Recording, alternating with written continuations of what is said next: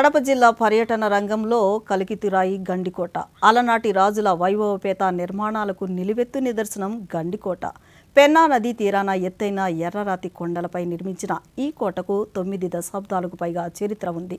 గండికోట కేంద్రంగా అలనాటి రాయలసీమ చారిత్రక వైభవాన్ని, సంస్కృతిని, సాంప్రదాయాలను నేటి ప్రజలకు తెలియచేయడమే లక్ష్యంగా 3 రోజుల పాటు గండికోట ఉత్సవాలు నిర్వహిస్తున్న నేపథ్యంలో దూరదర్శన్ అందిస్తున్న ప్రత్యేక కథనాన్ని ఇప్పుడు చూద్దాం.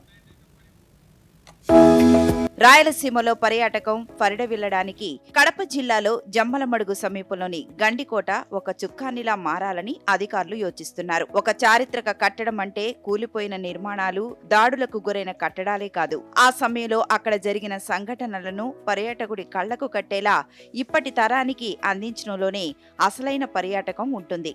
దీనిని నమ్మిన రాష్ట్ర ప్రభుత్వం గండికోట ఉత్సవాలను ప్రభుత్వ పండుగగా గుర్తించి ప్రతి ఏటా నిర్వహించాలని నిర్ణయించింది. ఈ సందర్భంగా కోట చరిత్రను, పెన్నా నది పరివాహక అందాల వరకే పర్యాటకులను పరిమితం చేయకుండా దేశంలోనే అత్యంత సహజ సిద్ధమైన లోయగా గుర్తింపు పొందిన గ్రేట్ క్యాన్వాన్ ఆఫ్ ఇండియాగా పిలువబడే గండికోటలో లోయను ఒక సాహస యాత్రకు కేంద్ర బిందువుగా మార్చాలన్న ప్రభుత్వ అధికారుల ఆలోచన కార్యరూపం దాలుస్తోంది.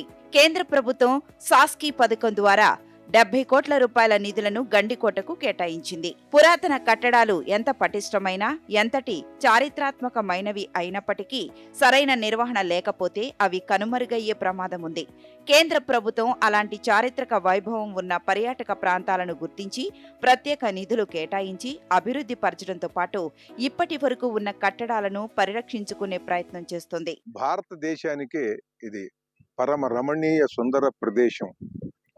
ప్రపంచంలో ఉండే 3-4 సుందరమైన ప్రదేశాల్లో ఇదొకటి.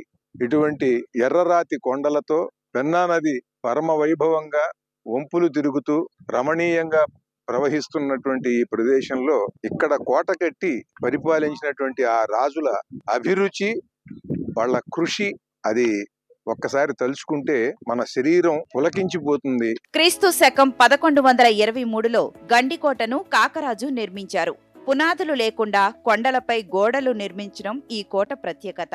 తూర్పు నుండి పడమర వరకు కోట పొడవు 1200 మీటర్లు, 800 మీటర్ల వెడల్పులో కోట చుట్టూ 101 బురుజులతో మనకు కనిపిస్తోంది.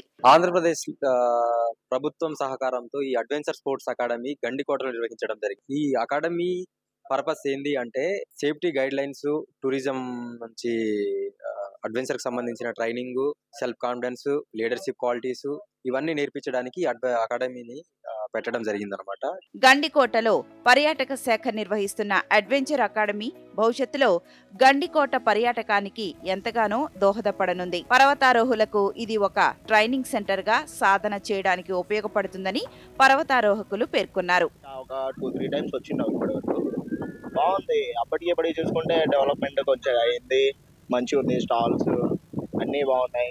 గత వైభవాలను నేటి తరాలకు తెలియచేసే లక్ష్యంతో కేంద్ర రాష్ట్ర ప్రభుత్వాలు చేస్తున్న కృషిలో మనము భాగస్వాములమవుదాం.